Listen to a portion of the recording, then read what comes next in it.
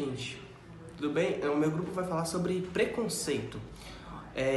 Eu especificamente vou falar sobre preconceito religioso, ou seja, a intolerância religiosa, cultural que existe na nossa sociedade, né? E é um tema bastante preocupante, que desde 2014 vem tomando uma grande proporção, pois com a crise dos imigrantes, principalmente ao continente europeu, nos traz esse diâmetro do que é xenofobia.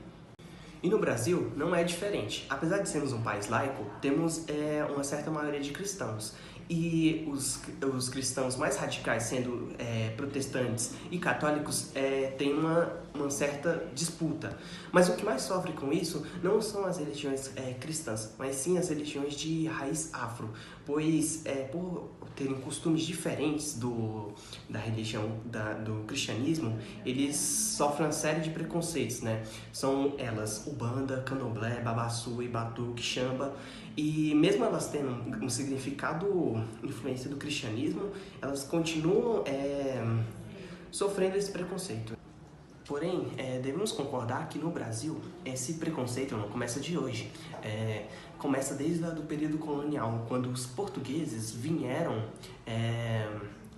para evangelizar os índios, né? Ou os povos brases, que índio foi a denominação que os europeus deram aos brases.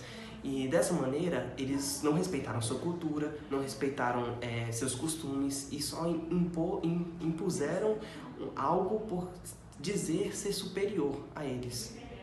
Eu e meu grupo hoje vamos falar um pouco sobre preconceito. Eu vou começar falando sobre preconceito contra as mulheres. Nos dias atuais, infelizmente, é muito comum ainda vermos falar que a mulher sofreu de preconceito ou até mesmo foi violentada e desrespeitada pelo seu gênero. Em 7 de agosto de 2006, o presidente Lula sancionou a Lei Maria da Penha. Apesar de existir essa lei criada para combater as violências e ajudar a acabar com essa diferença, muitas pessoas veem elas ainda como um sexo frágil, que não são capazes de trabalhar e que não podem usar algum tipo de roupa por ser curta demais.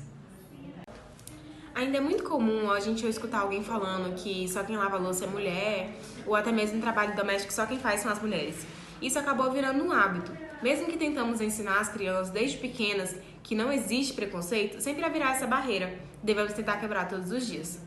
Ainda não podemos falar que a violência acabou, porque todos os dias são realizadas ocorrências de violência, tanto verbais como físicas, e as violências estão presentes em todo lugar. Não conseguimos erradicar esse preconceito, não só sexual, quanto religioso e racista.